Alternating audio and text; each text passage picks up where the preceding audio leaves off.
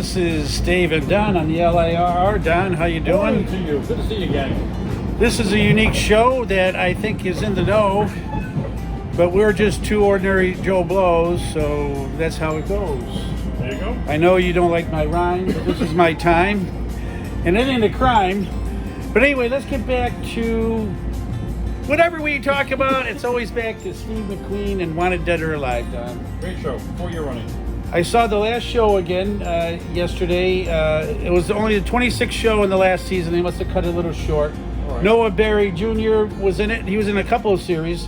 What did he end up playing, Noah Berry? Oh, he's sidekick to James Gardner. Yeah, he was the dad, James Gardner's dad. So he goes way back. He was in quite a few... Rockford Files is what he's been commenting on that. Yeah, the Rockford Files. So, Don, anyway, we are amidst the Academy Awards season now. We got the SAGs out of the way. We got the Globes. Now we got the big enchilada. Any ideas on this? Well, we had a talk last week about when people play biography characters, that they're going to be a shoe-in, and you're thinking Seldom. going to get the Garland. She's won every award so far, the Globe, the SAG, and I think she's a slam dunk. But here's the frustration or the problem. For every Gary Oldman who wins for Churchill or Ben Kingsley for Gandhi, you do have people who do great jobs in roles and don't win, like Robert Downey Jr. years ago, he went for Chaplin, you know? And that's a great picture for what that was.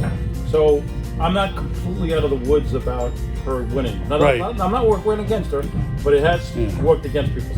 Well, I don't know if there's a super strong candidate opposed to her.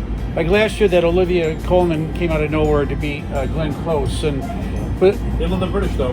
they love him. But I don't think there's a strong one opposed to her this year. I could be wrong, but I think she's got a pretty clear sailing, and it looks like that other guy, Joaquin Phoenix, is going to win Best Academy Award for Joker, which we have mixed feelings about that film. I know you didn't like it at all, but I liked it somewhat. There's some moments that I'll tell you which was a great twist for him.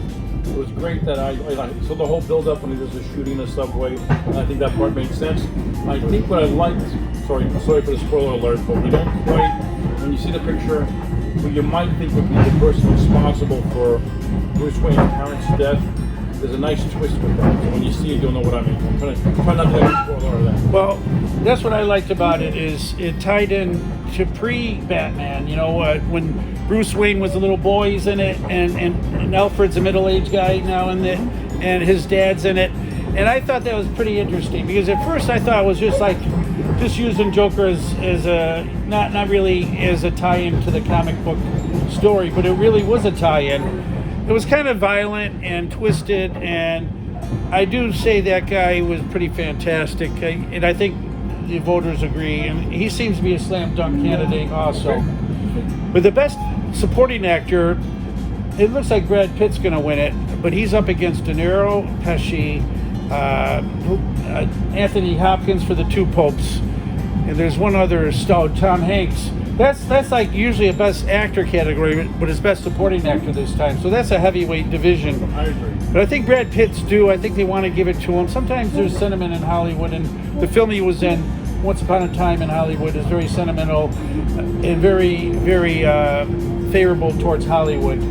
It's kind of like... Yeah, I see things on a little bit of a different tangent. A couple of years ago when Leonardo DiCaprio won for The Remnant, or whatever it was called,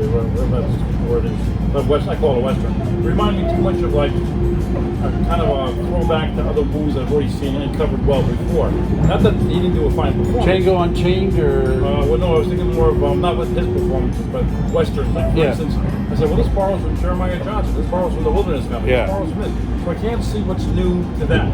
You know, but I don't fault the guy for not winning, you know, but for winning rather. But look at some of these things and go, I don't know, is this guy really the chameleon actor that people would rave about? I guess maybe things have changed a bit of who they think, you know, the greatest thing from sliced bread. Yeah. He's competent, but I don't know. It's hard to figure out how they vote, but I guess the demographics of the voters used to be a lot of older people. They got a lot of younger voters in there now in the Academy, but still that sentiment, that old Hollywood sentiment is strong, and we'll find out soon enough, folks. We're getting off now at the next stop, so that's about it for today. Don, any parting shots? Just keep enjoying those films, and I hope you find a real cool sleeper to share with us at some point. Thank you so much for tuning in. Well said.